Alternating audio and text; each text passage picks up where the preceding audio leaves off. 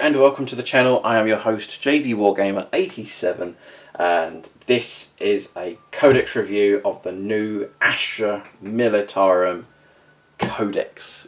So it's going to be split into two parts. We're going to do the Regimental Doctrines, tactics and that kind of thing, and then in the next section, part 2, we'll be talking about the units and my opinions. So before we commence with this video, please hit the like button, subscribe to the YouTube channel and hit the bell button so you'll be notified of when the next video will be published. And furthermore, you can support me through Patreon and YouTube membership. If you become a YouTube member, depending on which tier you support me at, you can take part in our battle reports on my channel and for the SS82 battle reports whenever I'm featured on Luke's channel using the Astra Militarum and that of the Ultramarines. So with the new tier system that's coming very soon, I cannot wait to publish that, and now I have the Codex, so I can work on a way of integrating the new models into the current Patreon page. So it hasn't been fully completed yet, but now that I have the Codex, I'll be able to get on with that as soon as I can. Patreon members will be informed about these changes. So if you want to support me through Patreon, head over to patreon.com/JBWargamer87. Any donation will be greatly appreciated, and a special thank you to all the members that are supporting me and to all those that have subscribed as well. So there you go, that's just a quick announcement there. Furthermore, just one more thing before we go through the Codex. Do check out the Outpost. This is where I purchased the Cadia stands box and of course the Codex, using the affiliation link above, as you can see on the iCard above you, or in the video description below. When purchasing your items for Warhammer 40K, you support the channel as well. You can get up to 20 to 25% off Warhammer 40K models and all your hobby needs. So that's a quick overview, introduction. Thank you for your time for listening, and let's get stuck in with the new, at long last, the Astra Militarum Codex.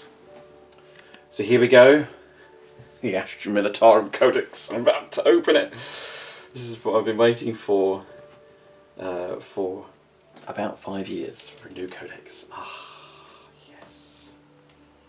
Ninth edition Codex, new models, new tactics, a new era. Astra Militarum, the other grist upon the Imperium's war machine, turns the price of mankind pays in blood to stave off extinction. Here we go, the introduction. Just quickly go through this section here. You guys can just take your time and have a read of this.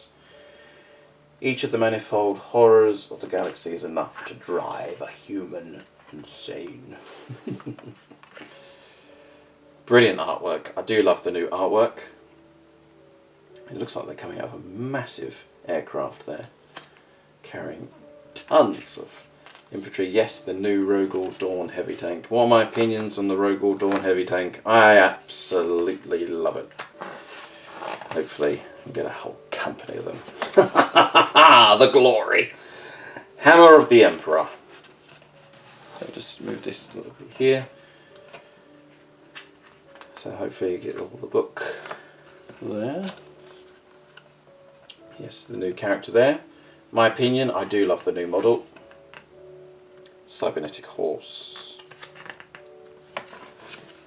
Galaxy at War. This is the Empire of the Astra Militarum. It's quite big. The Hammer of the Emperor. The Fall of Cadia. Yes, there was the Fall of Cadia. A sad time for the Cadians. Ursula, a new lady, is in command of the Cadian faction. Era Indomitus. Just a bit of a narrative there, the Indomitus Crusade. The Chain of Command, Strategic Command, Regiments. So I'll take a look at that when I get spare time off camera. Just a quick overview. Merged reference, corps, combined arms regiments. So these are different regiments.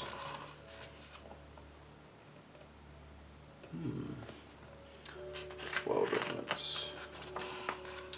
Warzone Catachan. Look at that artwork. Is that a woman guardsman? That's a woman guardsman. It's pretty ripped up there.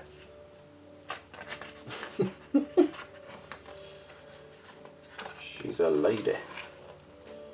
Oh yes, if they did the new regiments in plastic, like the Tellarn and Mordian Iron Guard in plastic, all they would need is an infantry box set, command set, and a tank upgrade sprue. And they're on their way. Games Workshop could easily do that. But the amazing thing is, the Attilan Rough Riders are back. The new Attilan Rough Riders look absolutely gorgeous. Sculpts for them. Siege and artillery regiments.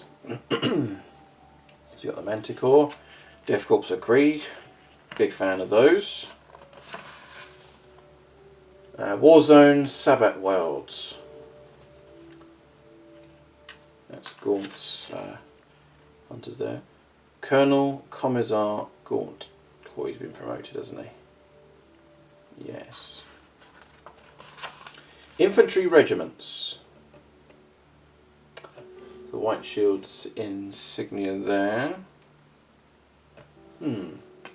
Infantry regiments. Humble Lasgun. Armoured regiments. So I'm going to read this in my spare time just to get a flavour of the organisation for the post-fall Cadians. Scions of the Storm. Airborne Assault. I do have Tempestor Scions. So I may paint them myself, or I may get Siege Studios to paint them up for me. So that's an exciting time for them. Warzone Armageddon.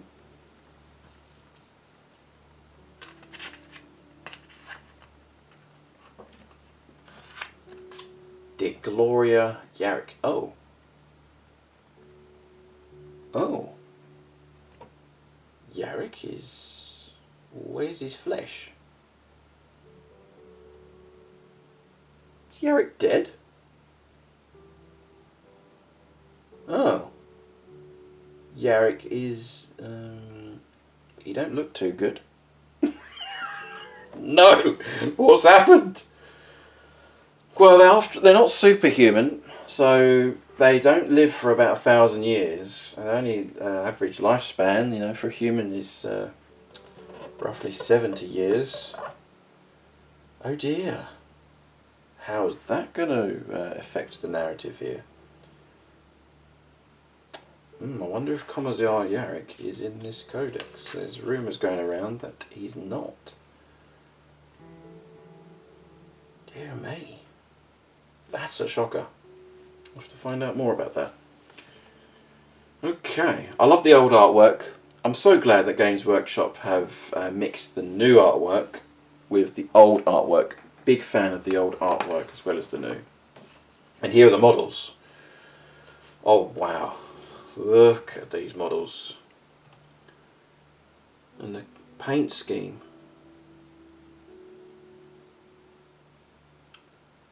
Absolutely superb. That's the new Rogel Dawn heavy tank. I'm in love with that tank. Oh, it's just superb. Yeah, the models look fantastic. Interesting colour schemes here. That there is an original colour scheme from one of the artworks.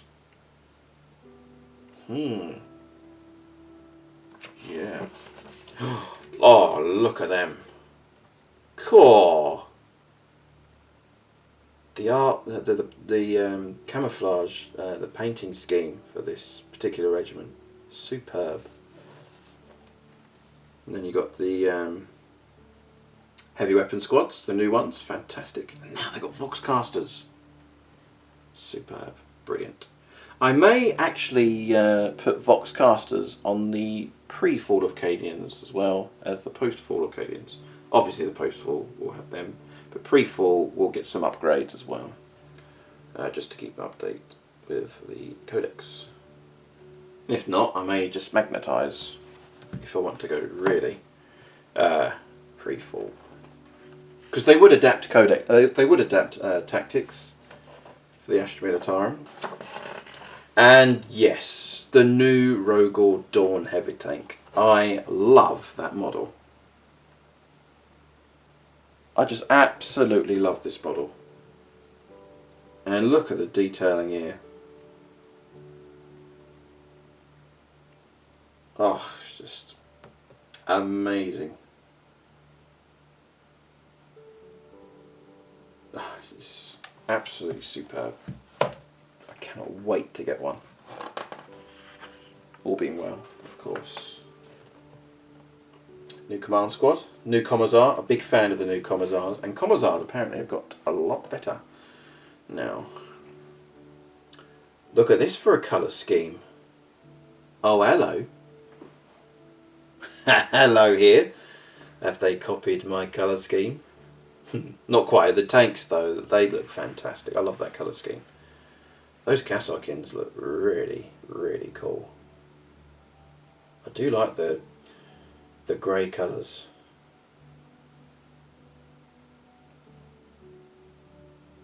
Superb.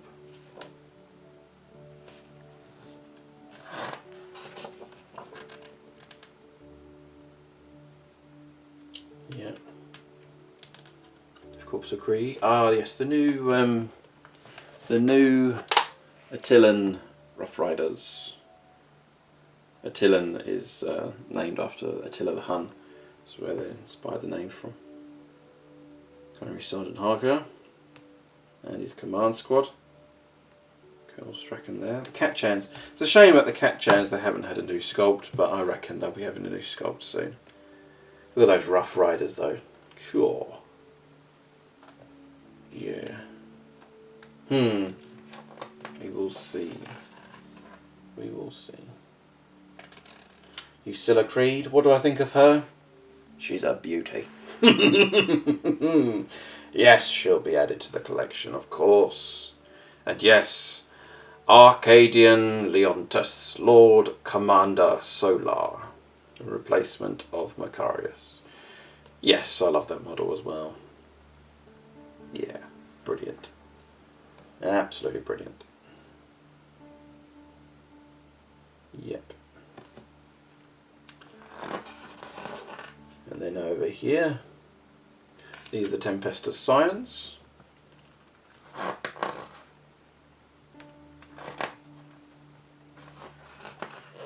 And then we have the Rogor Dawn heavy tank again. This up against the Tyranids. This is going to be so exciting, fighting against Tyranids with a new updated Codex at last. So here we are. So we've got the rules. So this is introduction to the rules here. So Battle Forged rules, detachment abilities, page 59. Just goes through. Basically, it's the contents. What you can do. Combat Patrol. Okay, that's an introduction there. Platoon keyword stands out there. Okay, data. Detachment abilities. An Astra Militarum detachment is one that only includes models with the Astra Militarum keyword, excluding models with the Agent of Imperium or unalienated keywords. So Astra Militarum detachments gain the Chain of Command ability, see below. Regimental units in Astra Militarum detachments gain the Born Soldiers Regimental Doctrine, see on the right. If you wish, you can choose and can be replaced with Regimental Doctrine of your own choosing, as described on page 60. If every unit in an Astra Militarum detachment has the Militarum Tempestus or Officio Prefectus or Militarum Auxiliar keywords, the Tempest assigned units in that detachment have the troops battlefield role instead of elites. Troops in the Astra Militarum detachment gain the objective secure ability. This ability is described in the Warhammer 40,000 core rulebook. So here we go. So this is the new chain of command rules here. So you can read the narrative yourself. The introduction is just for the purposes of time.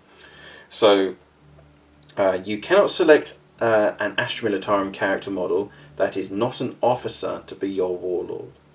If your army includes any officers, so it's just to clarify that. So basically you can't have a non-character model that is not an officer, basically. So you can't have, I don't think you can have commissars as your warlord, for example, unless it states otherwise in the unit entry.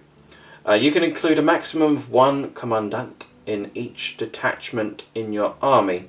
If your army includes a commandant, you cannot select any other officer to be your warlord, with the exception of Lord Solar Leontus. See below.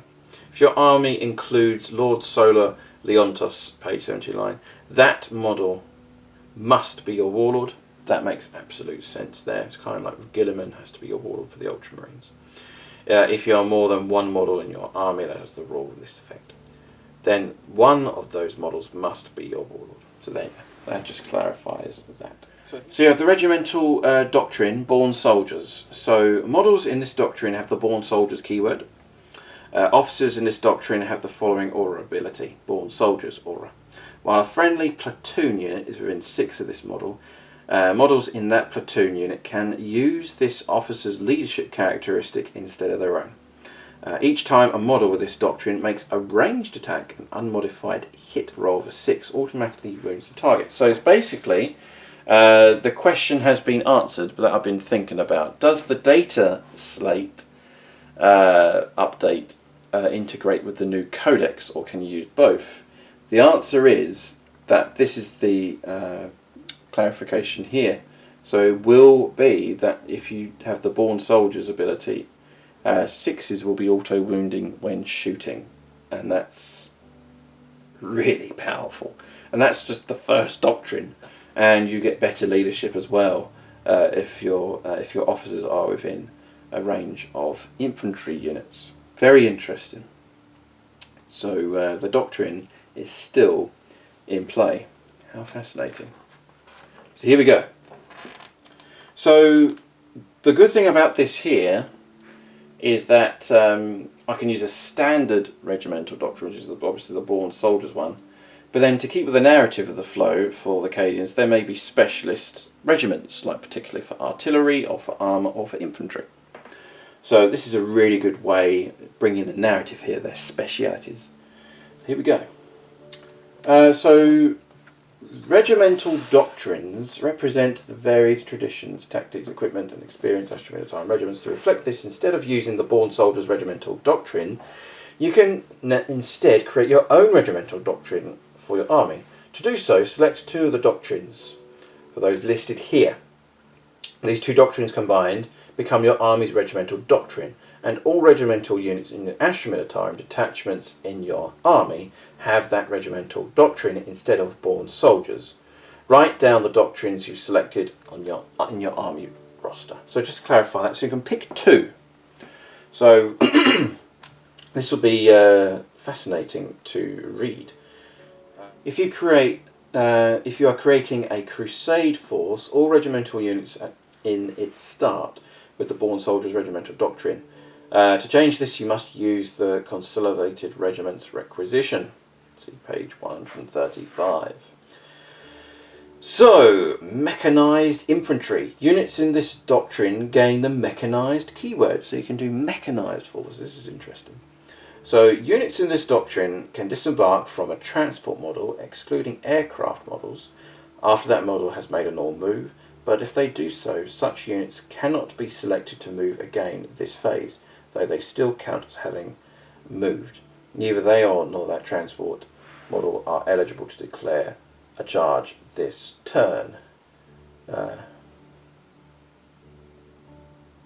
Made a null move.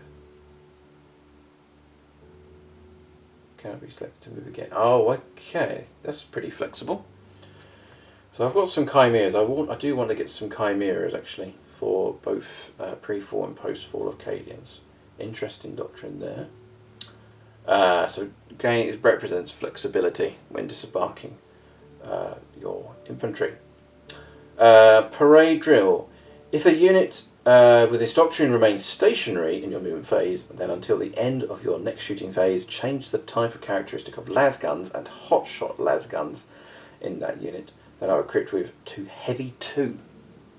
Oh, that's good for long range, defensive. For las guns only, which is understandable, which you represent just tons of volley firing there.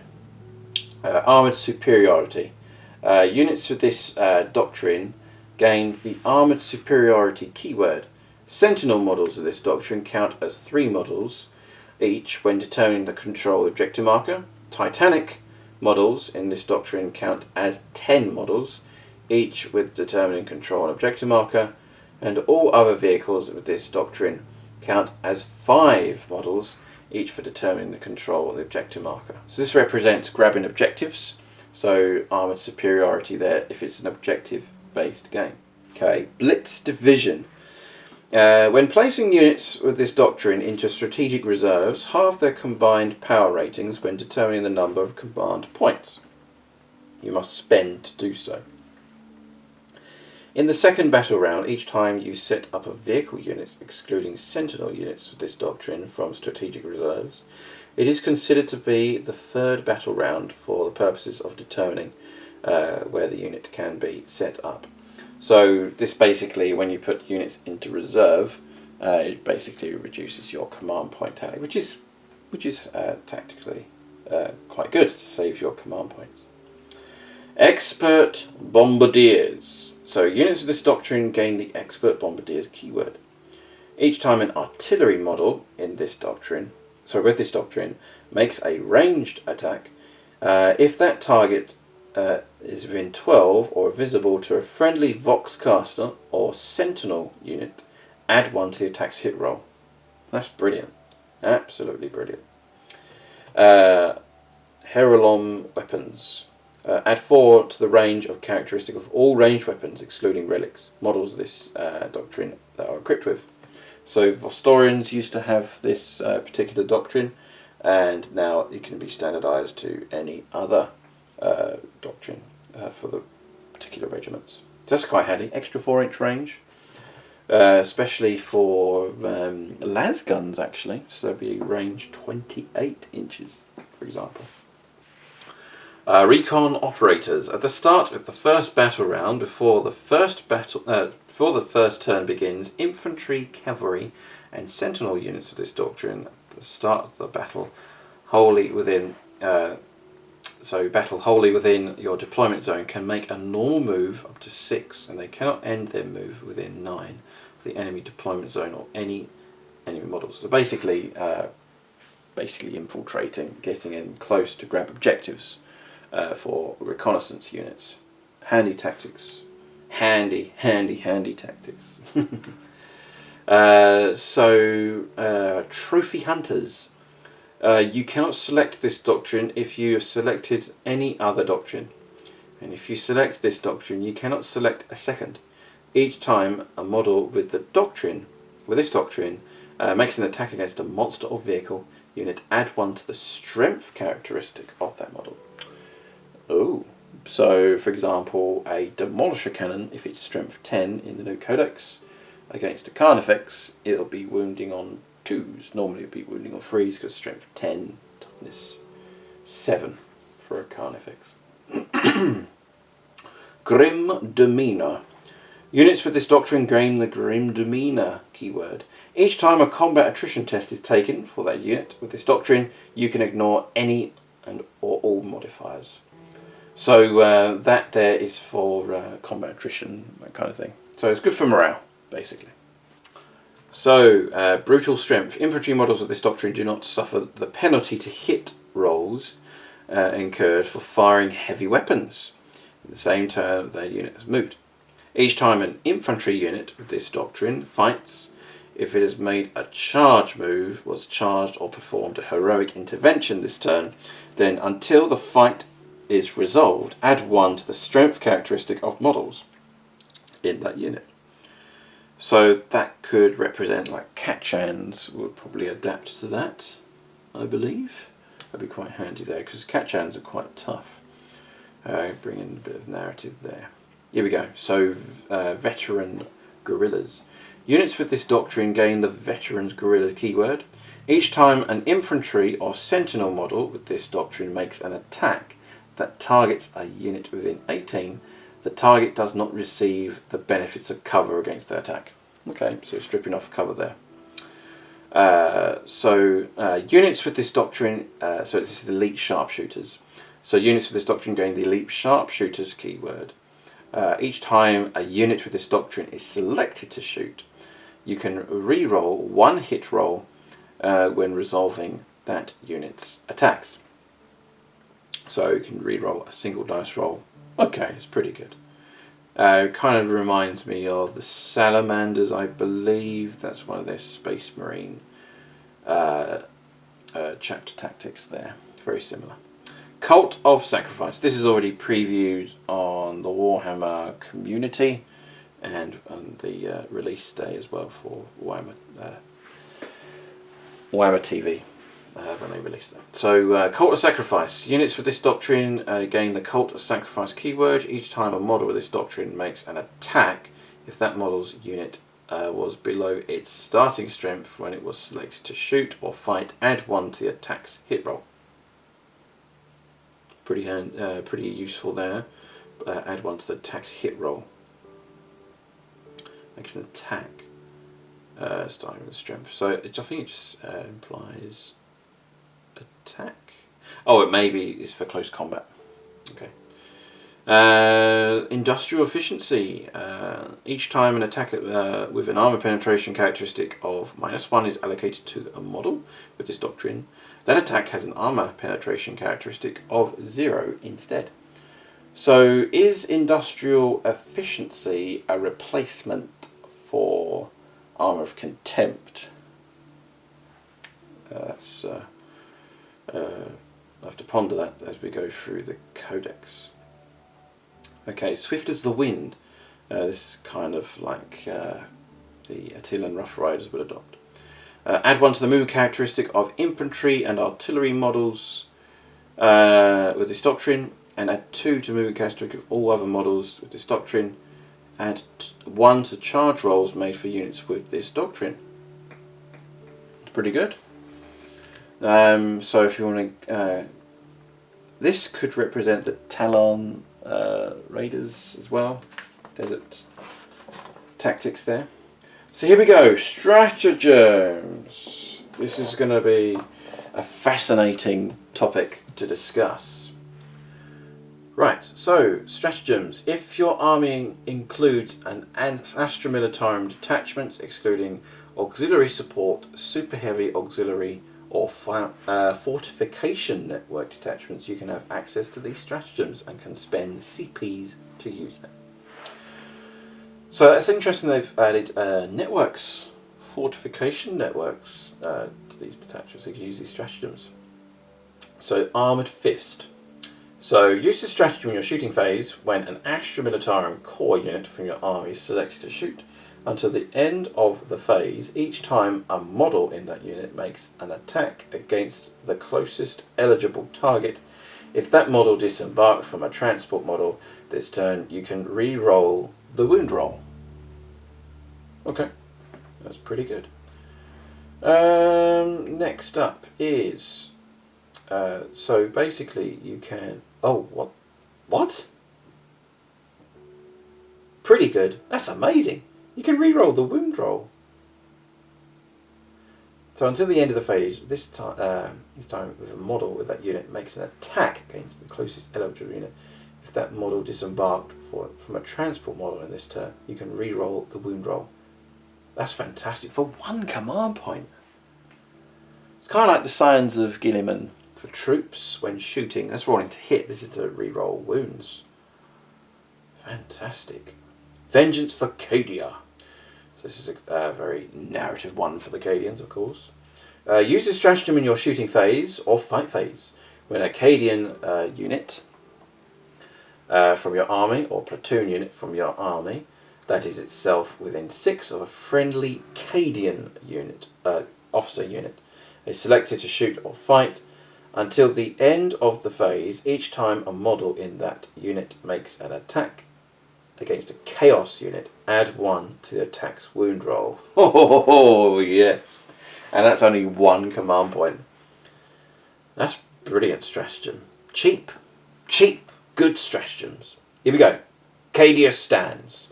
So this was in the expansion book that they had, but looks as though it's been updated. So use this stratagem in any phase when a Cadian infantry unit from your army is selected as a target, selected as the target of an attack. Until the end of the phase, each time an attack is made against that unit, an unmodified wound roll of a 1 to 3 of that attack fails, irrespective of any abilities that that weapon or model making that attack may have. Wow, that's superb for 1 command point. That makes this kind of like a transhuman ability that the Primaris have. So 1 to 3, superb.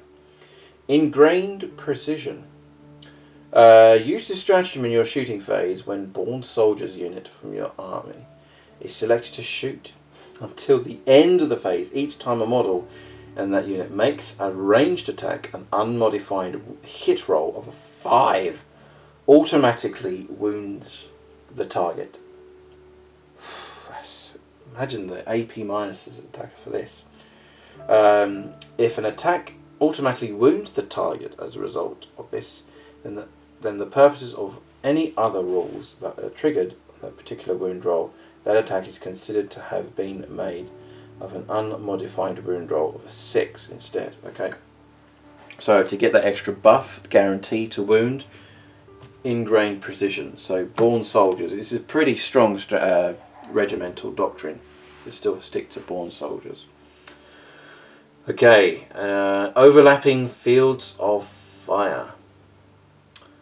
So use this stratagem in your shooting phase when an enemy model is destroyed by an attack made by a platoon or squadron model from your army. Until the end of the phase, each time a friendly platoon or squadron model makes an attack against the destroyed unit, reroll a wound roll of 1. On an unmodified wound roll of 6, improve the armor penetration characteristic of that attack. That's 2 command points for overlapping fields of fire. That's pretty good, actually. Yeah, that's different to the old overlapping fields of fire rule. Still costs 2 command points, but that's pretty solid. So far, the stratagems are really good. Volley fire. Use the stratagem at the end of your shooting phase. Select 1 infantry squad from your army that remains stationary this turn. That unit can shoot again. Infantry squad, but that's superb. You can do that to Cassicans. Cassican stormtroopers having that. Brilliant. Is it infantry squad? Do they count as infantry? I think it's just an infantry squad in general. Very powerful there. Experienced Eye. Use the stratagem in your shooting phase when a Cassock. Here we go. So when a Cassockin elite stormtroopers core unit from your army is selected to shoot. Until the end of the phase, each time a model in that unit makes an attack, improve the armor penetration characteristic of that attack by 1 for 1 command point. Superb. So I'm presuming that hotshot las guns or hell guns are AP minus 2. Now it'll be AP minus 3 without spending that command point. Immovable Indoctrination. So use this stratagem in any phase when a Militarum Tempestus infantry unit from your army that is within range of objective marker that is selected as a target of an attack. Until the end of the phase, each time an attack is made against that unit, that attack's wound roll cannot be re-rolled. Okay. Worse than the armor penetration characteristic of their attack by 1. So it gives them a bit of protection. Brilliant. Brilliant stratagem there to protect your scions, especially against AP -1, because they've only got a 4+ save, so it'll stop the AP -1. So here we go. Relentless. Use this stratagem in your command phase. Select one Astra Militarum vehicle model from your army, and to the start of your next command phase, that model is considered to have its full wounds remaining for the purposes of determining the characteristics of its unit profile to use. If it's a Titanic, it costs 2 command points.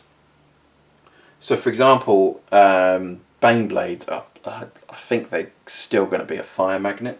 But if the Baneblade survives, you can spend 2 command points, for example, and fire again, full bracket. That is superb. And the other thing as well, for lean Russes as well, or any other vehicle. It says vehicles, so superb. Field promotion. So use this stratagem when an Astra Militarum warlord from your army is destroyed. Select one officer model from your army that does not have a warlord trait. Then select a warlord trait that no model from your army has, and that is selected model is eligible for. Until the end of the battle, that model gains that warlord trait for all the rules purposes, now counts as your warlord. If any mission, objective, secondary objective, or tactical objective, or agenda rules are triggered when your warlord is destroyed, those rules are not triggered until after the new warlord is destroyed.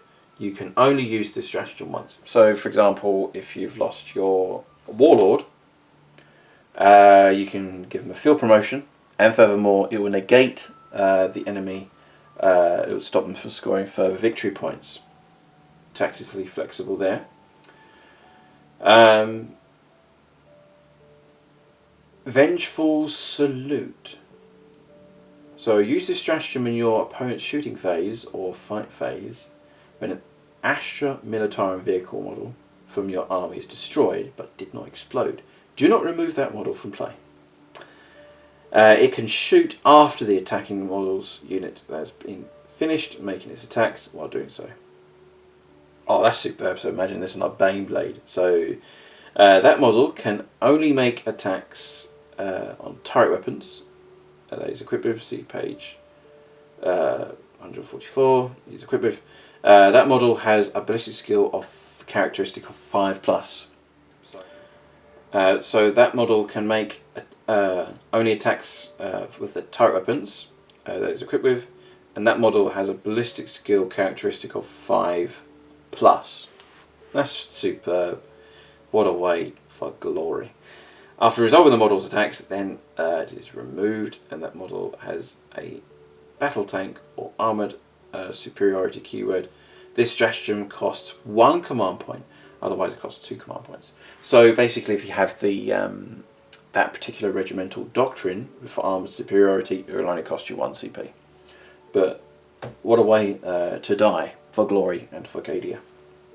Battlefield surgery. So this looks like it implies for medics. Use the stratagem in your command phase. Select one Astra Militarum medic.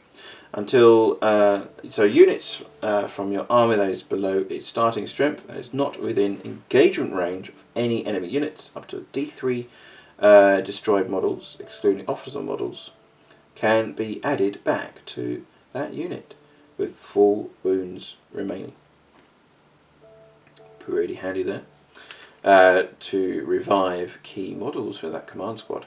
Crush them.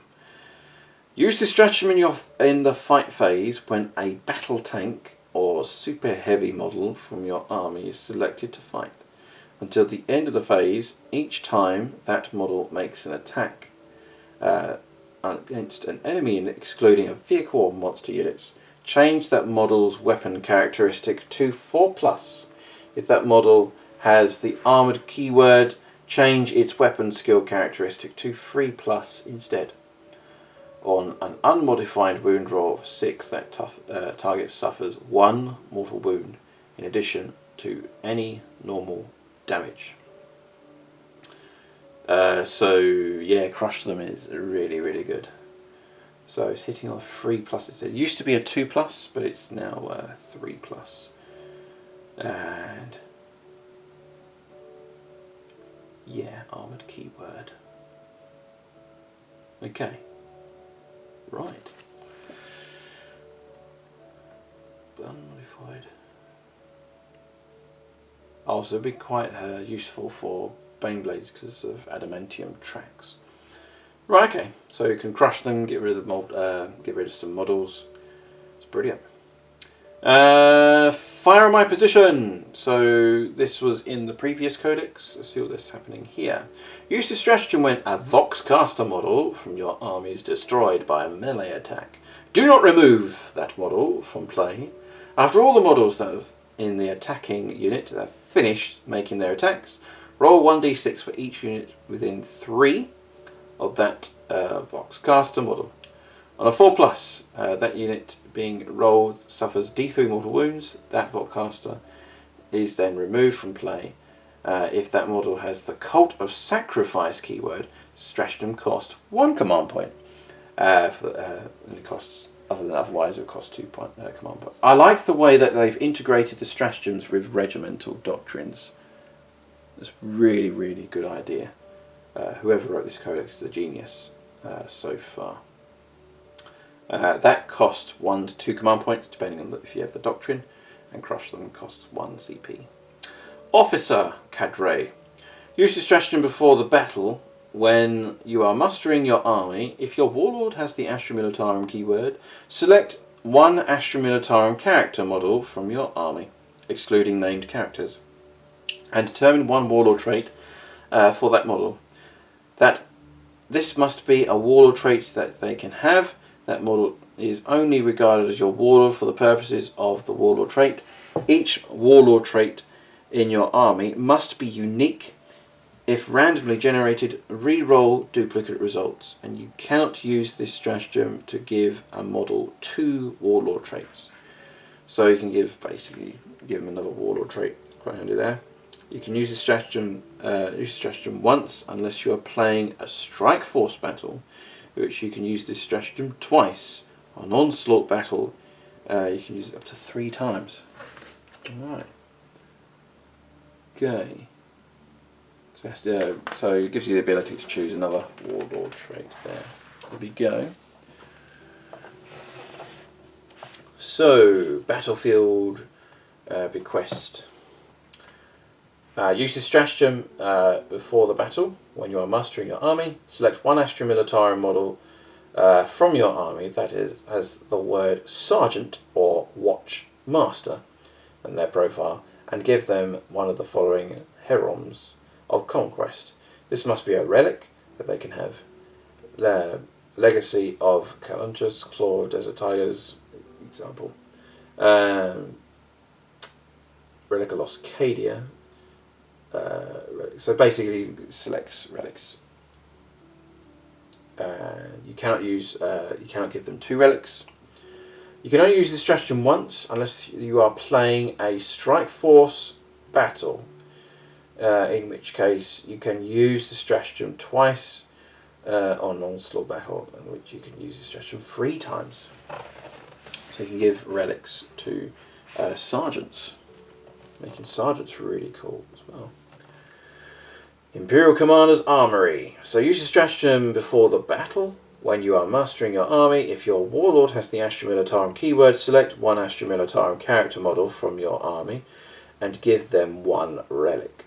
This must be the relic they can have. Alternatively, you can use the stratagem to give 1 command squad model from your army that is equipped with a Master Vox, the Cauldron thing. So we'll look at that a bit later on.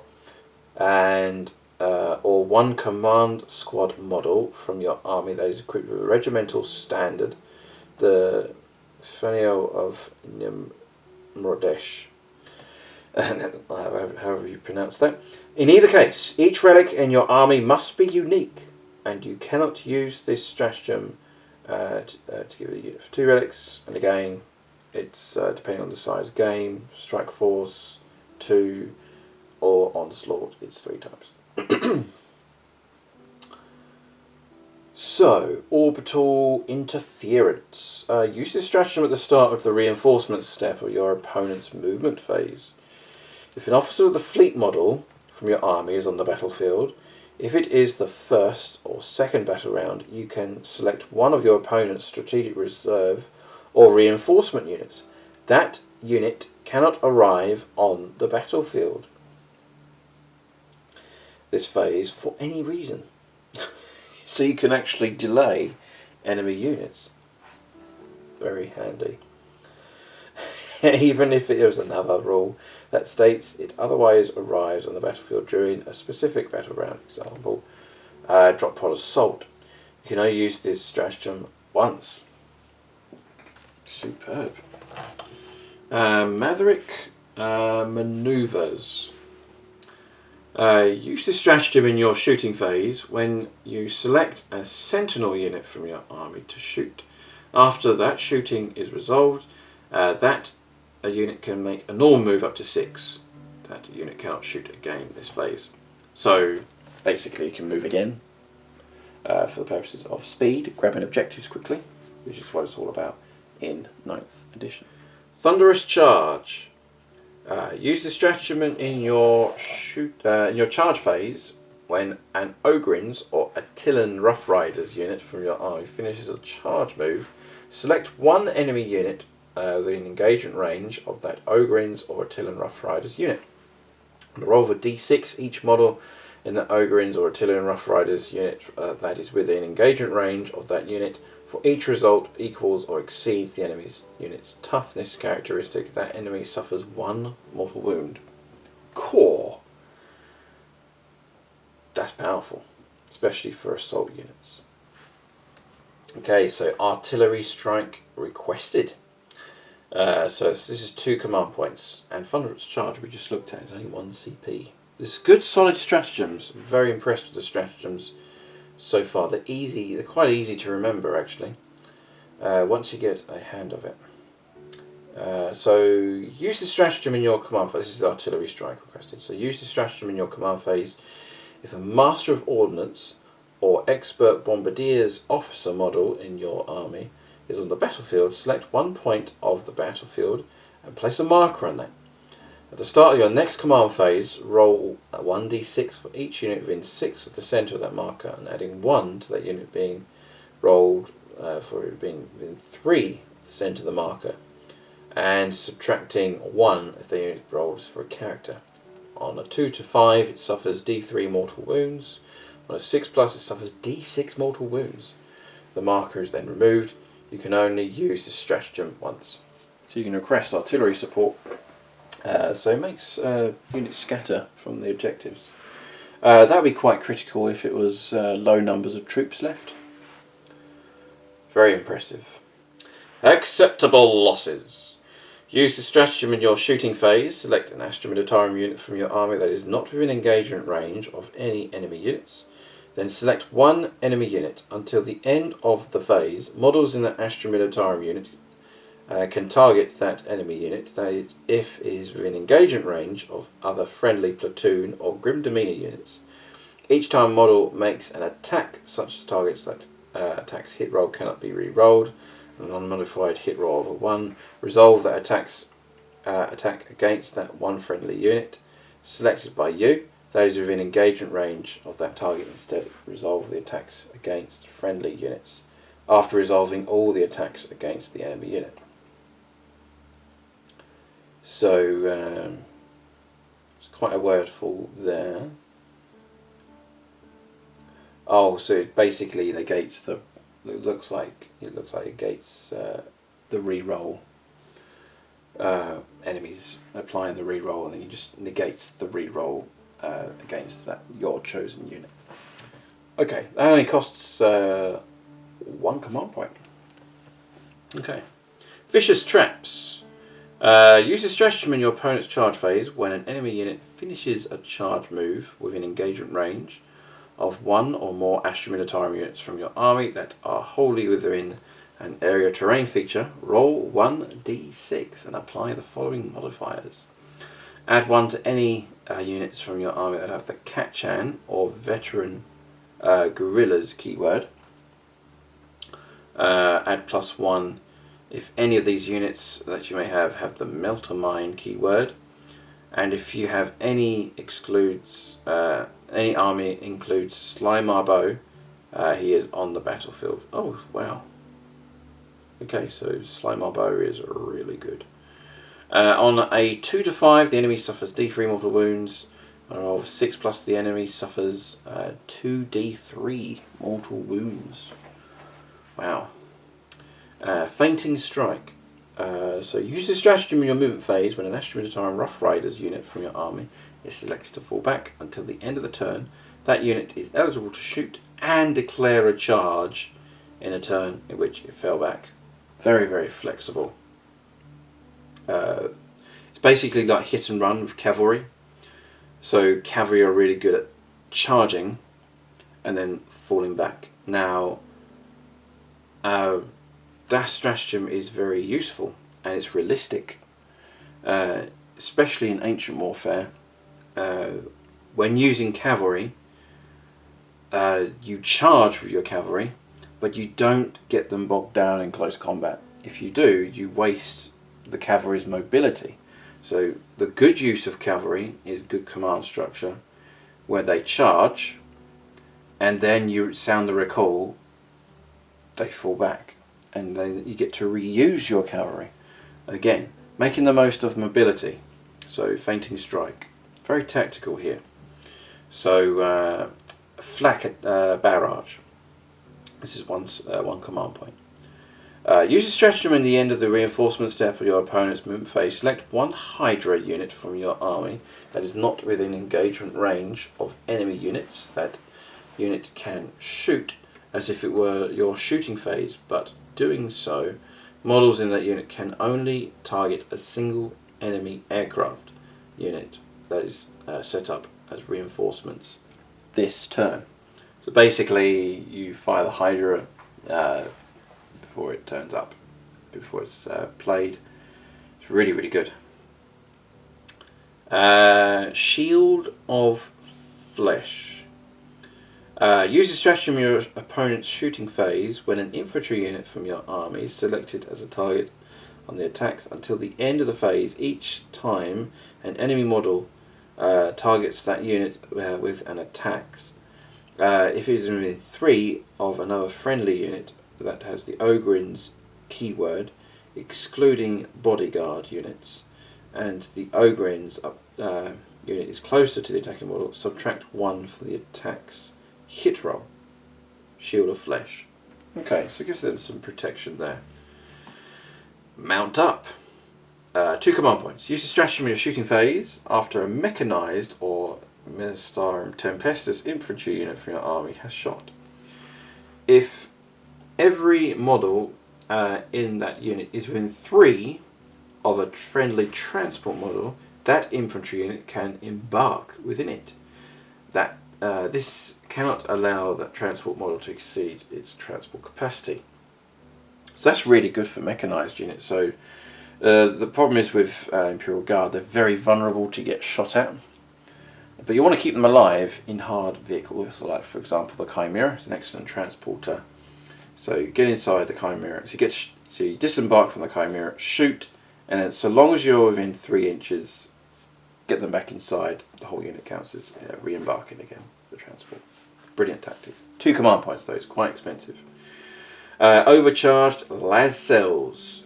Use this stratagem in your shooting phase when a Kasarkin or Ministarum Tempestus unit from your army is selected to shoot. Until the end of the phase, each time a model in that unit makes an attack with a hot shot weapon, an unmodified wound roll of 6 inflicts 1 mortal wound on the target in addition to any normal damage. A unit can only suffer a maximum of 6 mortal wounds per phase as a result of this stratagem. So 6 is inflict mortal wounds, but up to 6, it caps off at 6. Pretty good for 1 CP. Smoke launchers. So use a stratagem in your opponent's shooting phase when Astra Militarum smoke unit from your army is selected as a target of an attack until the end of the phase. Each time an attack is made against that unit, subtract 1 to the attack's hit roll. So smoke launchers have changed now. It's been official. now, so it's kind of integrated the same for the Space Marines. Now it's been applied to Astra Militarum, so it implies that Smoke and Shroud order has gone, which is a bit of a shame, but I can understand why they got rid of it. Ablative Plating. Use this stratagem in any phase when a battle, tank or armoured unit from your army is selected as a target of an attack. Until the end of the phase, each time an attack is made against that unit, subtract 1 to the damage characteristic of that attack, to a maximum 1. If it is a super heavy or Rogal Dawn battle tank, the stratagem costs 3 command points. Oh, subtract 1 damage characteristic. That's really good. To protect your tanks, protect your Bane Blades and Rogal Dawn heavy tanks. It's quite expensive, but it's -1 attack every time. It's kind of like Arm of Contempt for... well, it's not Arm of Contempt, it's just... technically, it's Arm of Contempt for Dreadnoughts. So, it's just very cool. Extra protection there. Good stratagem. Melter Mine. So use this stratagem in the fight phase when a Melter Mine unit from your army is selected to fight. Select 1 enemy vehicle or monster unit from the engagement range of that unit and roll 1d6 on a 2 to 5. The enemy unit suffers d3 plus 1 mortal wounds. On a roll of 6, the enemy suffers 2d3 mortal wounds. Really good. So that's the stratagems. So overall stratagems, very good stratagems and easy. I'm an easy person and I am very happy here with the stratagems. So far, excellent. Really, really good. So that's stratagems done. Next up we're going to look at tank aces. So we have tank aces. Now this is brilliant because it looks like they've integrated points to tank aces. I'm really looking forward to this section because hopefully the command structure for vehicles will be improved as well. So here we go. So, tank aces. If your army includes an Astra Militarum detachments, excluding auxiliary support, super heavy auxiliary, or fortification network detachments, then when you are mustering your army, you can upgrade any Astra Militarum battle tank or Astra Militarum super heavy models from your army by making them a tank ace. So each time you make a model, a tank ace, select one of the skills presented on this page for that model to have. That model's power rating is increased by 1, and if that model is a battle tank model, or 2 if that model is a super heavy model. If you are playing a matched play game or a game that uses a points limit, then the points value of that model is increased by the relevant amount shown on the table below. Each time you make a model, a tank ace, you make a note of which skill you have selected on your army roster. So you got the vaunted Praetorian, malicious calibrator, mechanical pack rat, veteran commandeer, knight of piety, and master of camouflage, and steel commissar. So these are the tank aces. Named characters cannot be made tank aces. Each model can only have 1 tank ace skill. An army or crusade force cannot include the same tank ace skill more than once. Tank ace skills are not considered to be relics for any purposes. A crusade force cannot start with any models having tank ace skills. To include one of the crusade force must be used as a tank ace requisition. Okay, that's for crusade. So for one vehicle, you just pick a tank ace. Very useful there. So vaunted Praetorian. So super heavy or Rogal Dawn battle tank model only. This model gains the officer keyword and knows mechanized orders. Yes, I am so happy that they've reintroduced this rule to super heavy tanks. I'm so happy. I am so happy. The Games Workshop have listened to me. It makes sense. You have a Baneblade and you have a command Baneblade, and the command Baneblade issues orders to lower subordinates. It's not hard. It's brilliant that they've done it. Well done, Games Workshop, for listening to us, the community. So in your command phase, you can issue an order, and this model is a super heavy model. That unit can select for that order and can be an Astra Militarum Titanic unit. All other models for the issuing orders still apply. So you can issue orders to other vehicles. Excellent. Malicious Calibrator. So each time this model makes a ranged attack, the target does not receive the benefits of cover against the attack. That's good. Mechanical Pack Rat. Each time an attack is made against this model, an unmodified wound roll of 1 to 3 of that attack fails, irrespective of any abilities that weapon or that model making that attack may have. So, for 20 points, that is brilliant for normal vehicles, and then for super heavies, it's 30 points. Okay, so Veteran Commandeer. When you add this model to your army, select one doctrine from the Regimental Doctrine section, see page 60 to 61, that no other unit from your army has. This unit has the doctrine in addition to any others it has. So you can add a doctrine pretty much for free. Well, it's not for free, but you pay the points for it. It's just basically adding another doctrine to your vehicle. So, Knight of Piety. This model has a 5+ invulnerable save. Each time this model would lose a wound as a result of a mortal wound or a d6 on a 5+, the wound is not lost. 5+ invuln, 5+ to ignore damage. That is really good. So each time, so this is a Master of Camouflage. Each time a ranged attack is made against this model, the attacker is more than 12 away. This model is treated as having the benefits of light cover against that attack. See the Warhammer 40K rulebook.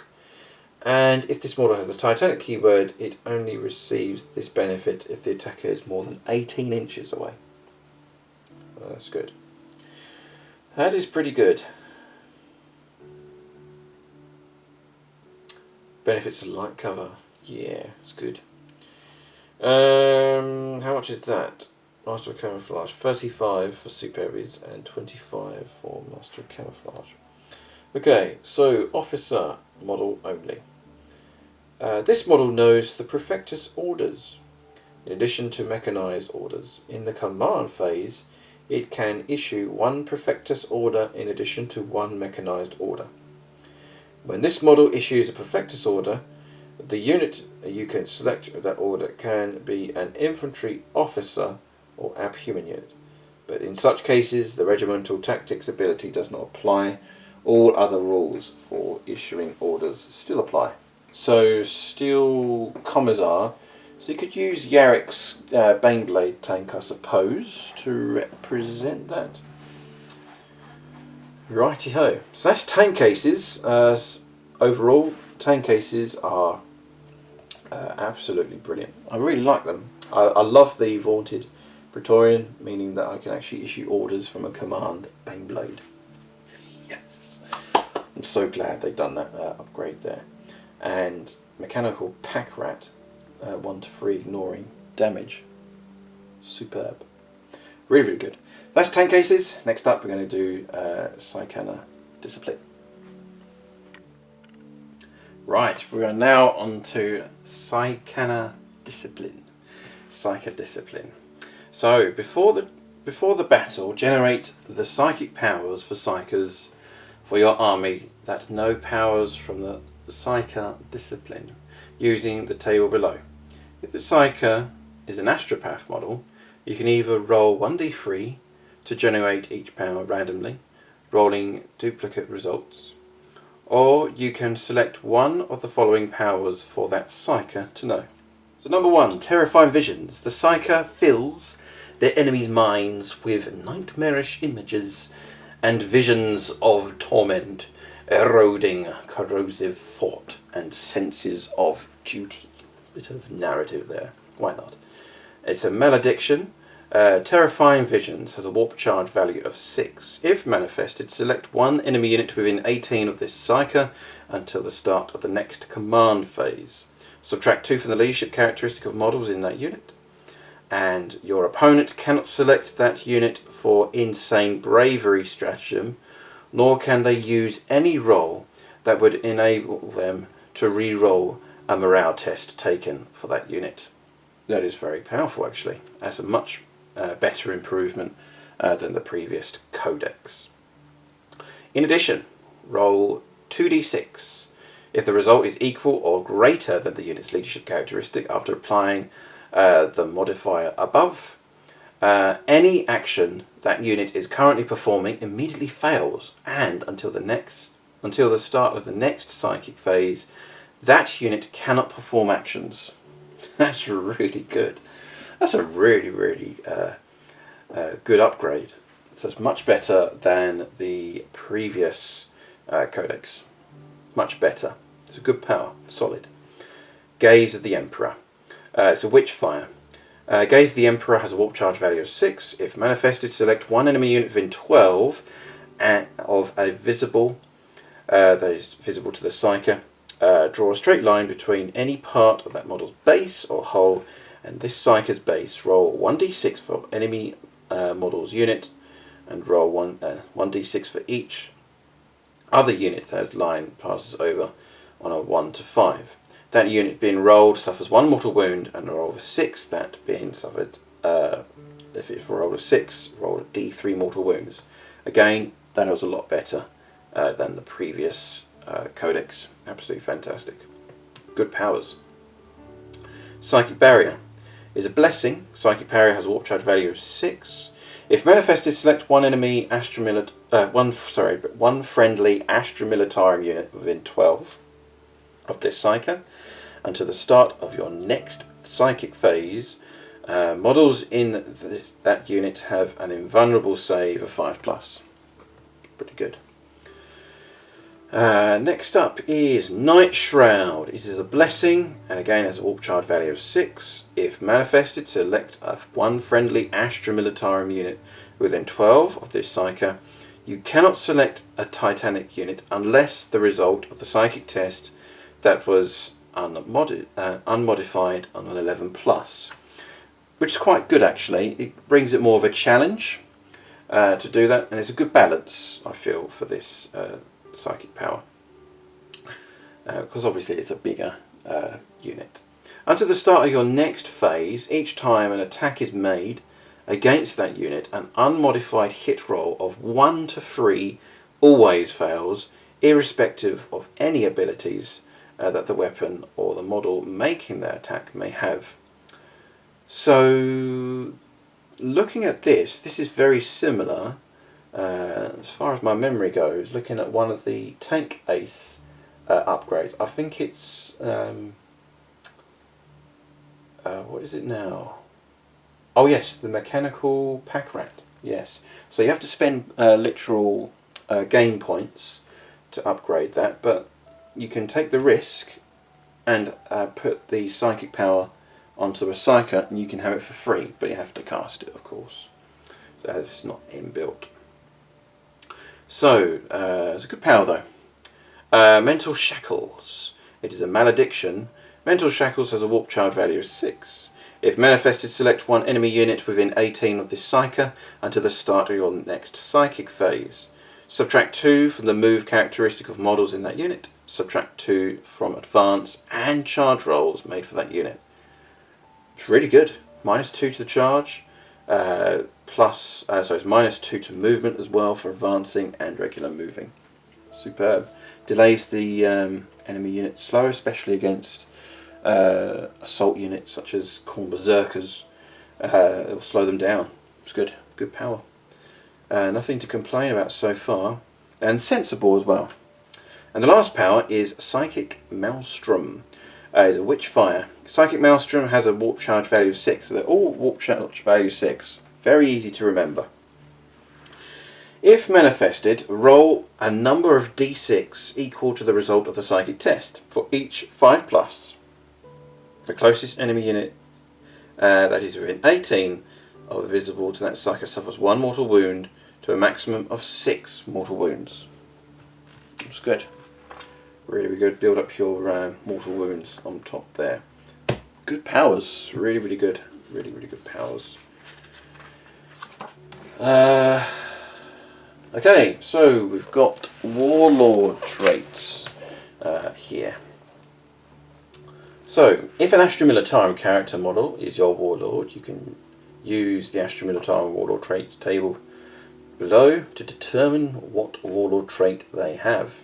If your warlord is not an officer, they must have the frontline combatant warlord trait.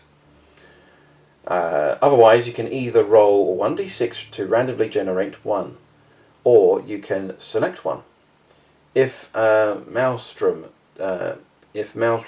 Tempestus character model, that is your warlord, you can choose to use the Militarum Tempestus warlord traits to opposite instead to determine what warlord trait they have in the same manner.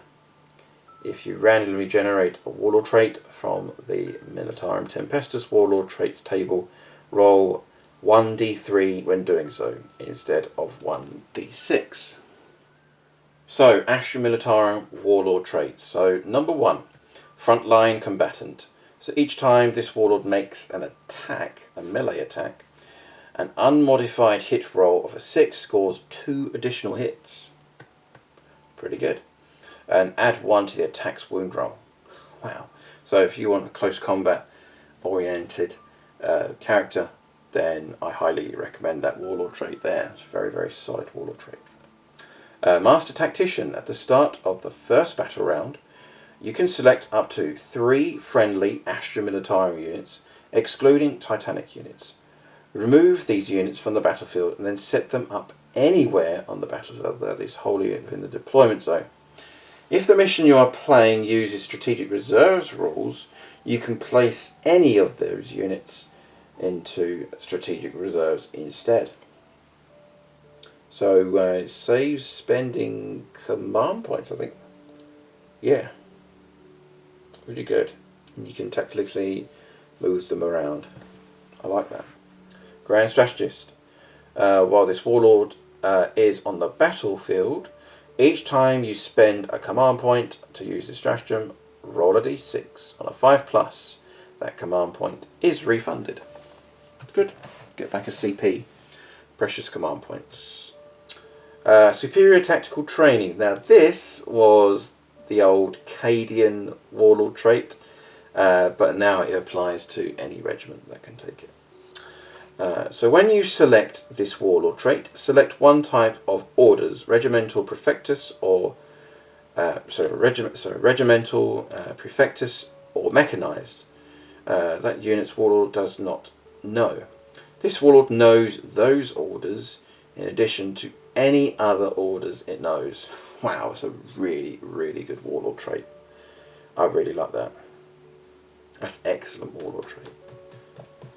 Next up is Old Grudges. So at the start of the first battle round, select one enemy unit until the end of the battle. This warlord gains the following ability: Old Grudges, Aura. While a friendly platoon or battle tank squadron unit is within 6 of this warlord, each time a model in that friendly unit makes an attack against an enemy unit, add 1 to the wound roll. Woohoo! That's really good. Yeah, add 1 to the wound roll. And is that units within 6? Unit makes an attack. Yeah, it's fantastic. Very good. Solid. Lead by example, number 6. So this warlord can issue orders, see page 75, to its own unit, even though it cannot normally select officer units while issuing orders. So you can issue orders to your own command squad, for example. That's pretty good. It's not too bad. Named characters and warlord traits. So these are fixed warlord traits for named characters. So Colonel Commissar Abraham Gaunt has led by example. Ironhand Strachan has frontline combatant. And Lord Solar Leontus Grand Strategist, which makes perfect sense. And Ursula Creed Master Tactician. So yeah, it's good. Solid traits there. Then we've got Militarum Tempestus warlord traits. So they've got 3 they can access to. So number 1, Drill Commander Aura. While a friendly Militarum Tempestus infantry unit is within 6 of this warlord, instead of following the normal rules for rapid fire weapons, models in that unit make double the number of attacks when shooting with such weapons. Example, rapid fire 1 weapon would make 2 attacks at any range. Wow, that's actually really good. So if you're at close range, now that hotshot las guns I've increased from 18 to 24 inches, that's going to be 4 shots at close range with their hotshot las guns. Really powerful. It's excellent. Precision targeting. While a friendly Militarum Tempestus infantry unit is within 6 of this warlord, each time a model in that unit makes a ranged attack, that target does not receive the benefits of cover against that attack. So precision targeting. Okay, strips cover. It's pretty good. And uncompromising precision aura. While a friendly Militarum Tempestus infantry unit is within 6 of the warlord, each time a model in that unit makes a ranged attack that targets a unit within half range, improve the armor penetration characteristic by 1. So that's AP -3. That's really good. I like that. Okay, next up we're going to check out relics. Okay, relics. If your army is led by an Astra Militarum warlord, when mustering your army, give one of the following heralds of conquest relics to the Astra Militarum character model from your army. Note that some of these relics are restricted to specific models in the command squad units. Example, the colouring Proclamatus, even though such models do not have the character keyword. Named characters cannot be given any of the following relics. Note that some relics replace one of the model's existing items of war gear. Where this is the case, you must, if you are using points values, still pay the cost for the war gear that is being replaced. Write down any heralds of conquest to your models have on your army roster. So here we go. So this is the Emperor's Benediction. So it's for Commissar model equipped with a bolt pistol only. This relic replaces a bolt pistol and has the following profile. So range 18, pistol 3, strength 4, AP -1, 2 damage. Each time you select a target for this weapon, you can ignore the lookout sir rule. Each time an attack is made with this weapon, an unmodified wound roll of 6 inflicts 1 mortal wound on the target, in addition to any normal damage. Okay. Now, I wonder if they have Lord Commissars here in the Codex. If that's so, they'll be hitting on 2s. But is the Lord Commissar in the Codex? We'll have to find out. If so, that'd be really good. Hitting on 2s. Ignoring Lookout Sir. And pistol 3, strength 4, AP -1, 2 damage. It's quite potent actually. For taking out characters.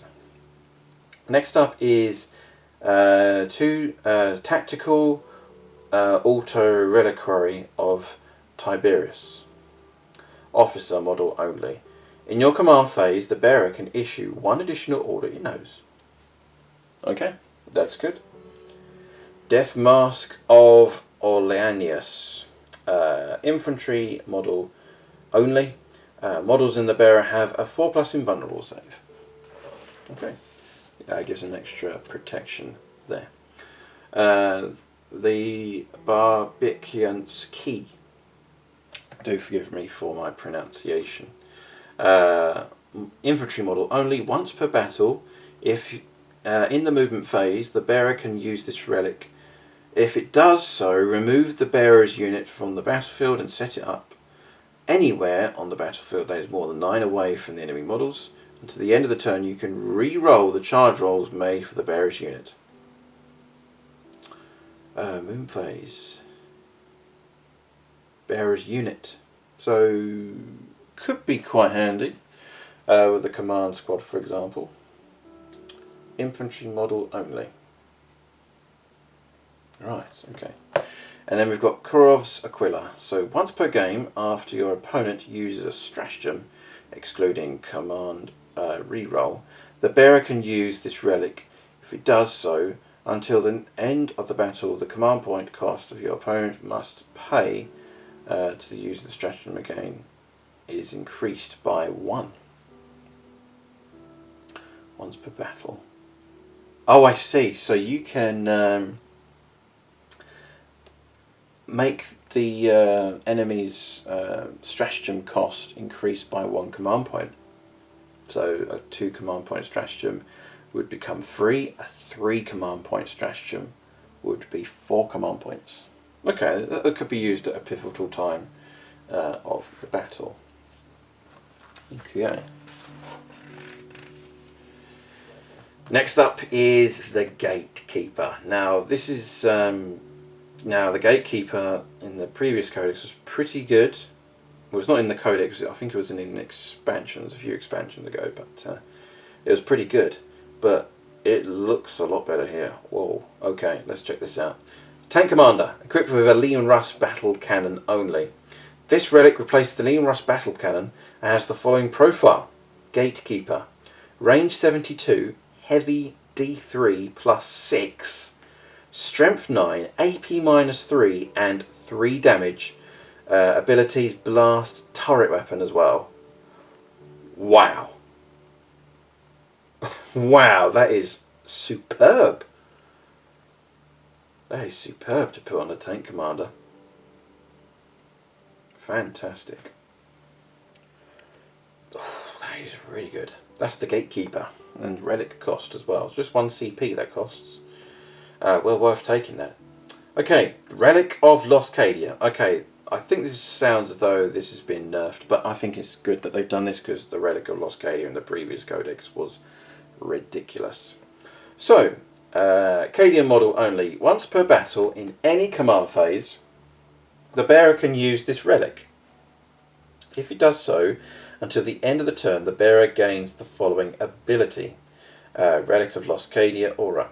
While a friendly Cadian infantry unit is within 6 of this model, improve the weapon skill and ballistic skill characteristic of models in that unit by 1 and add 1 to the attacks and leadership characteristics of models in that unit.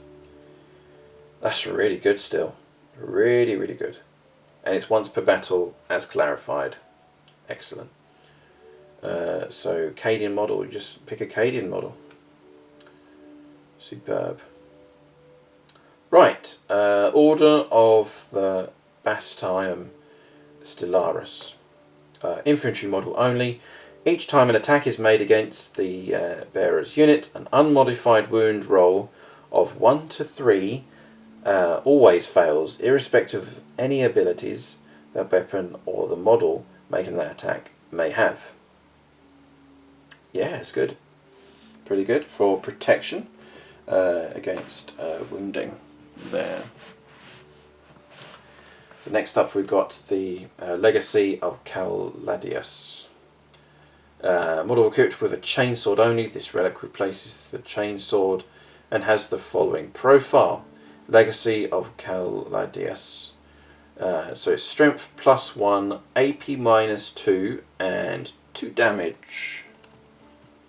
That's good. Abilities. Each time the bearer fights, it makes 3 additional attacks with this weapon. That's good. Even -2, 2 damage for a chainsaw. Nice. Sigil of Sanction. Psycho model only. The bearer knows 1 additional power from the Psychic discipline. The bearer can attempt to manifest 1 additional psychic power in your psychic phase. That's pretty good. That's handy there. Giving it an extra powers there. And the psychic powers are really good, actually, for Astra Militarum. Really, really good so far. Next up is Armour of Graf Toschenko. Add 1 to the bearer's wounds characteristic. The bearer has a save characteristic of 2+. That's pretty good. No invuln though, which is a bit of a shame, but adding 1 to wound. If you want a tough character, you may as well. Laurels of Command. Officer. Officer model only. Once per battle at the start of any phase in your opponent's turn, the bearer can issue 1 order, and it knows from the following list as if it were the command phase. This cannot be an order that is already issued. With this battle round, fix bayonets, take cover at all costs, show them steel, show them contempt, remain vigilant, shock and awe. Okay, so extra orders there. Claw of the Desert Tigers. So Claw of the Desert Tigers is melee, type melee, strength +2, AP -3, 2 damage. Each time the bearer fights, it makes 2 additional attacks with this weapon. So I think that's for Talon Desert Raiders, judging from the narrative there. Yeah, Captain Alram. Yeah. Next up is Carl Ryan Proclamatus. Command Squad model. Equipped with this, with a Master Vox only, each time an officer in the bearer's unit issues an order, when selecting the target of that order, you can ignore the range restriction for the type of order, but if you do so, you can only select a unit with the Vox Caster keyword as the target of an order. All the other rules for issuing orders still apply. So as long as you have another Vox Caster, you can do it so it's far, far away, any range, and you can still issue an order to them. That's really good, actually. Pretty good. And that's a relic CP point there. Next up is Faniel of the Nemrdesh first. Okay, forgive me about my pronunciation there. Command Squad model equipped with regimental standard only. The bearer gains the following ability. Faniel of Nimrodesh, yeah. The first. Aura. While a friendly Astra Militarum core unit is within 6 of this, the model's unit, each time a model in that unit makes a ranged attack, you can ignore any or all the modifiers to that attack's hit roll, and if the attack is allocated to an enemy model, that enemy model cannot use any rules to ignore the wounds it loses. Okay, so if you want a guaranteed ability to shoot accurately, depending on your ballistic skill, it's pretty good. I like that. Next up is Null Coat. Tempesta Prime or Commissar model only. In your opponent's psychic phase, the bearer can attempt to deny the psychic power as if it was a psyker. Add 1 to deny the witch test taken from the bearer. It's good. Emperor's Fury. The model equipped with a plasma pistol only. This relic replaces the plasma pistol and has the following profile. Emperor's Fury, range 12, pistol free, strength 8, AP -3, 2 damage. It doesn't get hot. Refractor Field Generator. Prime model only. The bearer gains the following ability. Refractor Field Generator aura. While a friendly Militarum Tempestus infantry unit is within 6 of this model, models in that unit have an invulnerable save of 5+. It's good. Tempestus Prime. Yes. Yes, that represents the sergeant, I think, that has that. So, this here, this is the data sheets. Look at that artwork. Absolutely superb. I love classic drawings. And it's a good colour scheme as well. I do like that. Retro. But it's still brilliant. So there you go. So, okay, we're going to come up to orders soon. So here we go. This is the orders section. Here, the data sheets. Data sheets. So, this section contains the data sheets that you'll need to fight battles in your Astra Militarum miniatures. You can find out how to the data sheets in Warhammer 40,000 rulebook. War gear and weapon lists. So, the weapon profiles found on the unit's datasheet describe the primary weapons the model in that unit can be equipped with. Some models are referenced on a datasheet profiles for those, and all other weapons can be found on pages 144 and 47. That's right at the back. Okay, abilities. So, a unit's datasheet will list all the abilities it has. Certain abilities that are common, many units are only referenced on the datasheets rather than described in full. These are described below. So here we go, turret weapons. Now this has been rumoured that tanks will be better at shooting. So here we go. Some Astra Militarum ranged weapons are turret weapons and have the turret weapon ability in their profile. Each time a model with such a weapon is selected to shoot. If that model is within engagement range of an enemy unit, it can still target and resolve attacks against enemy units that are not within engagement range, or if it with weapons with this ability. Note that when making such attacks, you must subtract 1 from the hit rolls due to enemies' models being within engagement range. Each time that model makes an attack with that weapon, add 1 to the attack's hit roll. Oh, that's superb.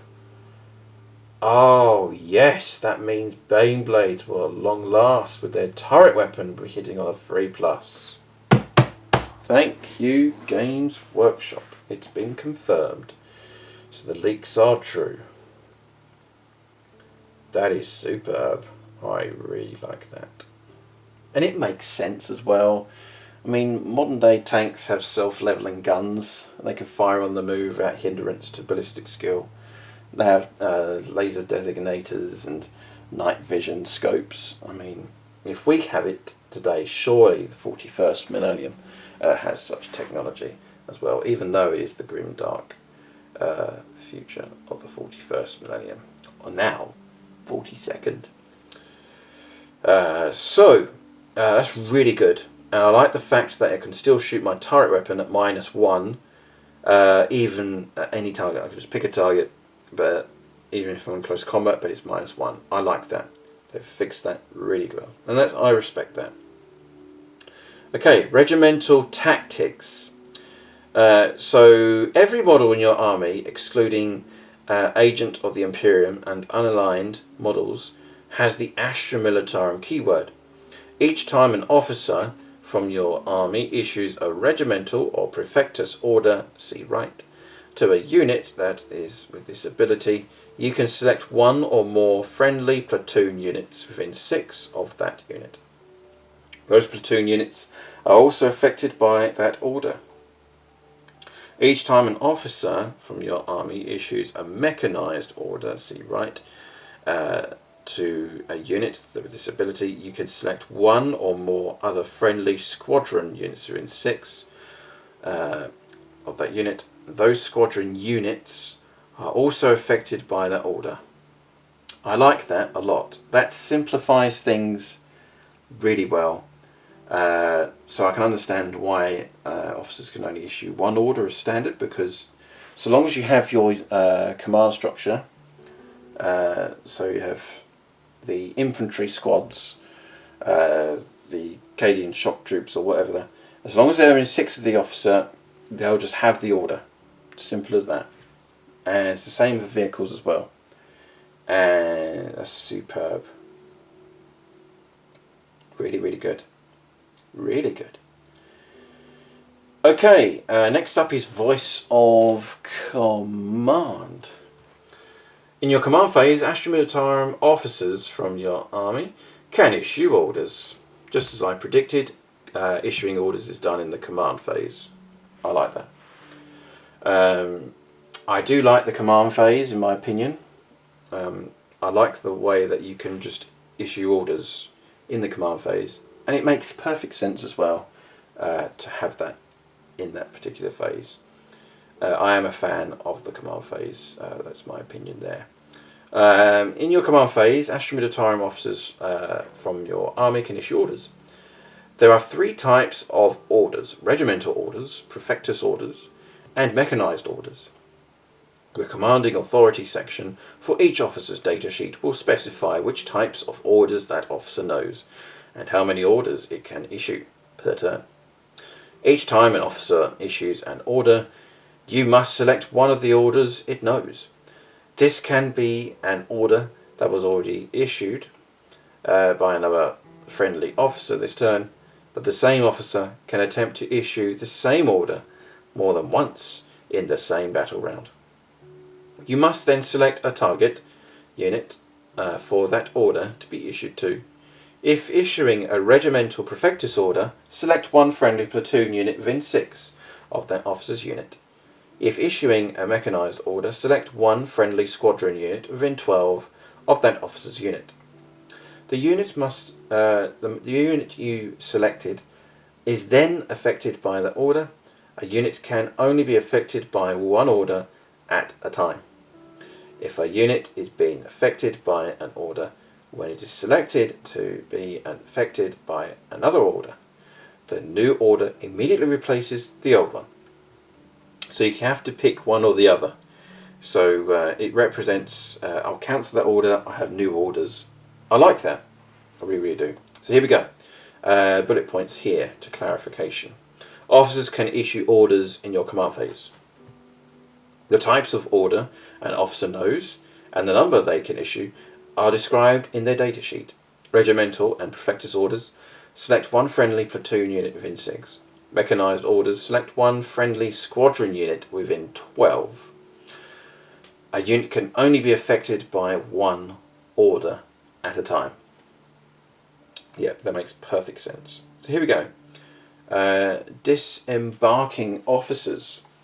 If in your movement phase an officer from your army disembarks from a transport model after the officer's unit has been set up, it can issue orders as if it were the command phase. So that's brilliant. So it clarifies that. However, when doing so, the Regimental Tactics ability, CLF, does not apply even if every model in your army has the Astra Militarum keyword. Note that an officer cannot issue orders in this way when disembarking from a destroyed transport model. Okay, so let's just check this. If you're in the movement phase, an officer from your army disembarks from a transport after it's been set up. Okay, so does not apply by the looks of things. I'll have to look at that later, but that's interesting though. So officers can issue orders after disembarking from a transport model unless it was destroyed. Right, okay. So unless it was destroyed, can't issue orders. But I can issue orders if I can just get out. It counts as the command phase. When doing so, regimental tactics does not apply. Right. Okay. So that's the clarification for data sheets. Next up, we are going to check out the regimental orders. coming right up. Okay, regimental orders. So here we go. So this is like your platoon commanders, company commanders, and regimental commanders. Command squads, basically. So here we go. First rank fire, second rank fire. Until the end of your next shooting phase, change the type to all las guns and hotshot las guns models in this unit that are equipped with to heavy free.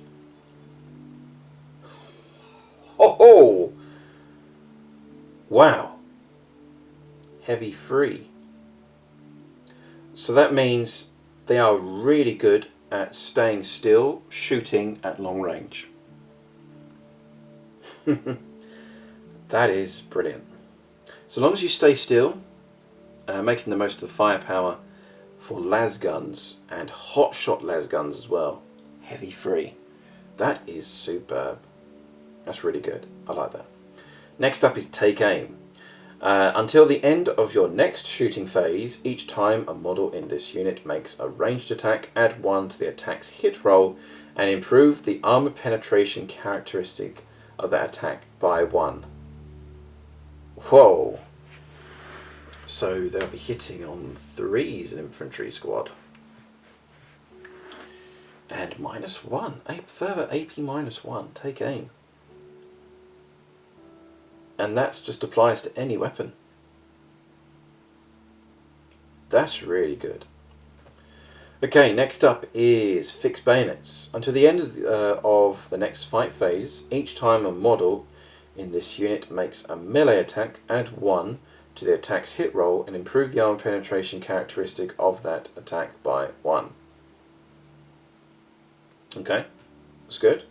Add 1 to the attack's hit roll and improve the armor penetration. That's good. I like that actually. And yeah, fixing bayonets. Yeah, fixed bayonets. Further AP -1 when issuing an order. That's brilliant. That's really good. That's much better. I like that. Take cover. Until the start of your next command phase, each time an attack is allocated to a model in this unit, models in that unit receive the benefits of light cover against their attack. See the Warhammer 40,000 rulebook. If a unit affected by the order is already receiving the benefits of light cover, in addition, it receives the benefits of dense cover against that attack. See the Warhammer 40K core rulebook. So it'll be a further AP -1 when shooting when in dense cover, and +1 to the cover. It looks like. If it's already in cover, if it's already in light cover, counts as in dense cover. That's fantastic. That's really good. Move. Until the end of your next movement phase, if that unit makes a normal move, add 2 to the move characteristic of models in this unit. Until the end of your movement phase, if that unit advances, do not make an advance roll. Instead, until the end of the phase, add 6 inches move characteristic of the models in this unit. Move used to be really strong. I think it was a bit broken, to be honest. You could potentially move an infantry squad faster than Eldar jet bikes and just fast units in general. But I'm glad they've tidied it up and it makes more narrative sense. Excellent. That's good. But you can still quite far. You don't have to rely upon dice rolls to see how far you advance and to get the 2 objectives quickly. Super. Next up is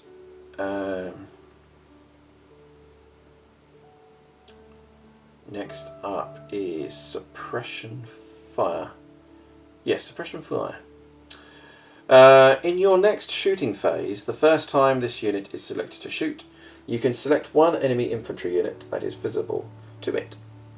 If you do so, models in this unit can only make attacks against the enemy unit that phase, and only if that enemy unit is an eligible target for those attacks.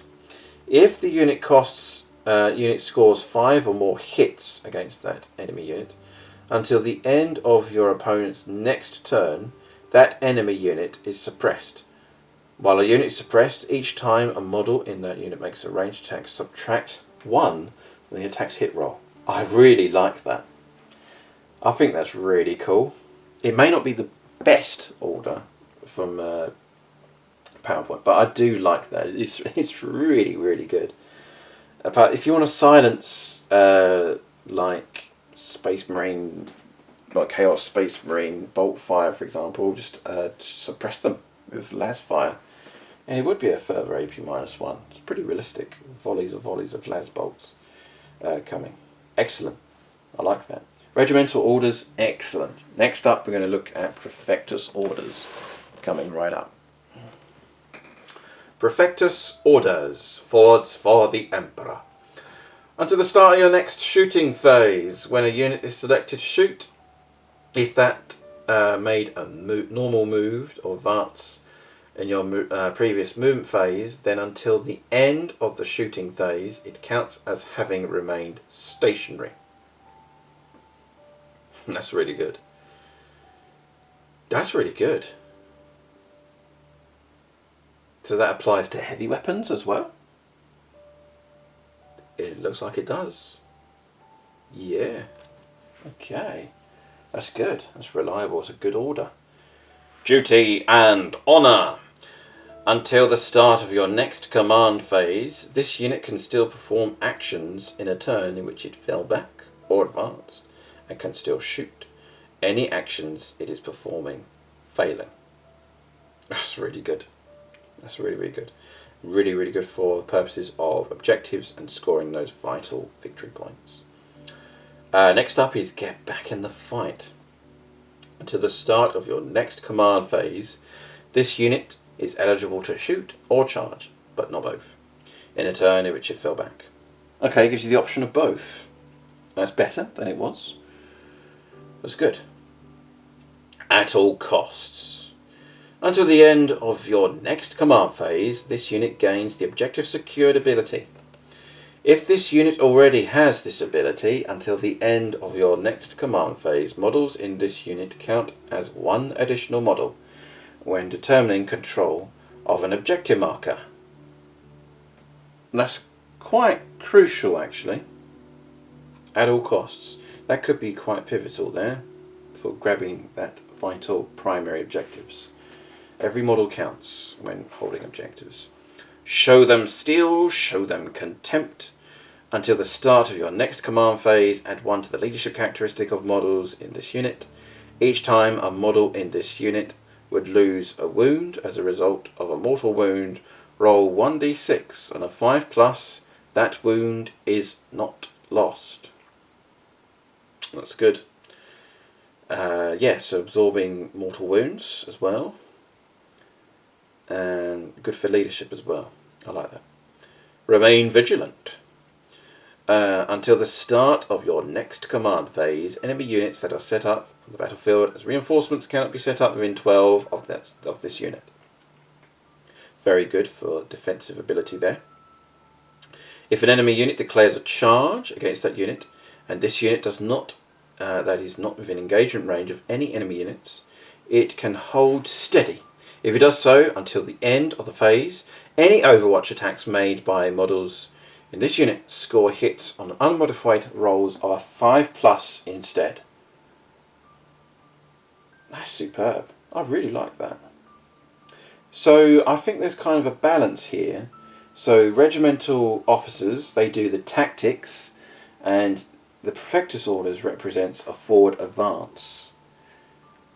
So the combination of both. So in my opinion, you have to really have regimental officers and platoon commanders and that kind of thing alongside your commissars. So commissars now have a lot more influence than they once had. Commissars are much better.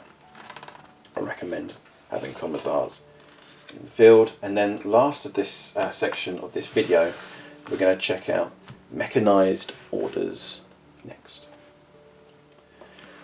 So mechanized orders. So how many orders have we got here? We've got 6 by the looks of things, and 6. So we've got 6 each.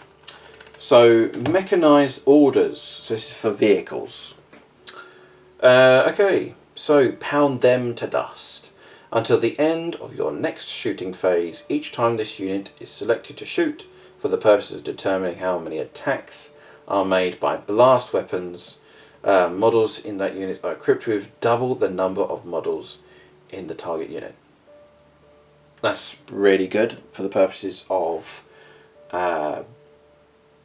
getting extra shots for your blast weapons, especially against smaller units, because in 9th edition, they in tournament play mainly, they use like 5-man squads and that kind of thing, so to negate any blast rule. So when using pound them to dust, it counters that. That's excellent. That's really, really good. Okay, so full throttle is next. So until the end of your next movement phase, add 2 to the move characteristic of models in this unit. Until the end of the next shooting phase, when this unit is selected to shoot, if it advanced during the previous movement phase, and then until the end of the phase, it counts as having remained stationary. That is really good. Full throttle is... It was okay. I mean, it was an extra move. Again, Liam Russ driving ridiculously fast. But I'm glad they've balanced it out now. It made it more sensible. I think the new full throttle rule is better. It's really good. Okay. Gunners kill on sight. Until the end of your next shooting phase, each time a model in this unit makes a ranged attack, re-roll a hit roll of 1. It's good. Gunners kill on sight. I don't think that has changed. That has been kept as it is. Okay, next up is Blitz then. This is new. Until the end of your next charge phase, add 1 to the charge rolls made for this unit. If this unit makes a charge move this turn, select one enemy unit within engagement range of this unit and roll d6, adding 1 if the unit has a dozer blade. Ah, so dozer blades are useful after all. The keyword. On the 4+, the enemy unit suffers D3 mortal wounds. Oh, yes. That's excellent. I like that. The squishing. Imagine squishing some tau under that treads, or Eldar, or Chaos Filth, or Green Skins. That's excellent. I really like that. Next up is Shock and Awe. Until the end of your next command phase, this unit gains the Objective Secured ability. Ah, that's really good. So Liam Russ is kind of like Liam Russ is in the Spearhead, I think. They used to have that in the old Codex, but now it's an order. Next up is Pinning Fire. In your next shooting phase, the first time this unit is selected to shoot, you can select one infantry unit that is not visible to it. If you do so, models in this unit can only make attacks against the enemy unit this phase, and only enemy units that is eligible to target for those attacks. If this unit scores 5 or more hits against the enemy unit, then until the end of the opponent's next turn, that enemy unit is pinned. While a unit is pinned, subtract 2 for the move characteristic of models in that unit. I like that. Oh, that's really good. Pinning Fire. Really cool orders. I love the orders for mechanized, prefectus and regimental orders. So that's superb. So there you go. That's a summary of mechanized orders, and now what we're going to do now is going to do a quick overview and conclusion of part 1 of the Codex review, Astra Militarum. So there you go. This is part 1 of the Codex review on the JB Wargamer 87 YouTube channel. I only do 2 Codex reviews, one for the Ultramarines.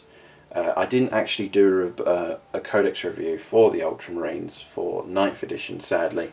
But I have done Codex reviews for 8th edition and 9th edition if you're interested in having previous feedback, which is back a few years ago now. But looking at the Codexes back then as compared to now, they are, in my opinion, forever improving and clearing up the rules and tidying it all up. An overview of part 1. Really happy with the changes. There's absolutely nothing to complain about in part 1. It's all been redone and I'm really happy with what they've done. Full credit to Games Workshop for their excellent rules changes here. But part 2, I believe, is going to be very, very fascinating to look at. So do check out part 2. There'll be an iCard above you, as you can see, or you can check out the link in the video description below to watch part 2 of the Codex review. So overall, in short, excellent new rules. I love the concept of what Games Workshop are doing with regards to Astra Militarum, and it's made the Astra Militarum a lot more competitive when it comes to playing in games of Warhammer 40K 9th edition. So special thank you to everyone who has watched the entire video. Thank you very much for all the Patreons that are supporting me and YouTube members. A big shout out to you.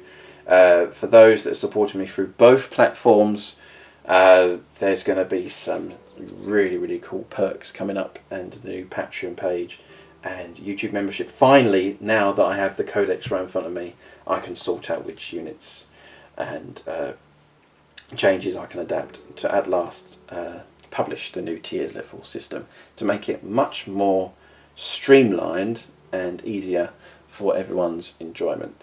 So do a big thank you to all those that are supporting me there. But you can also support me freely through simply liking the video, subscribing, and doing the whole shenanigans and how you can support me through YouTube. And be sure to watch the next video, part 2 coming right up. Special thank you to the Outpost Gaming for sending me the Cadia Stands box set as well as the Codex. Big shout out to them. If you want to support the channel through further, do check out the Outpost Gaming. There'll be an iCard again above, but using the affiliation link when purchasing items for all your hobby needs helps support the channel, and that affiliation link is in support of my channel specifically there. So there you go. Thank you very much for watching, and as always, happy wargaming.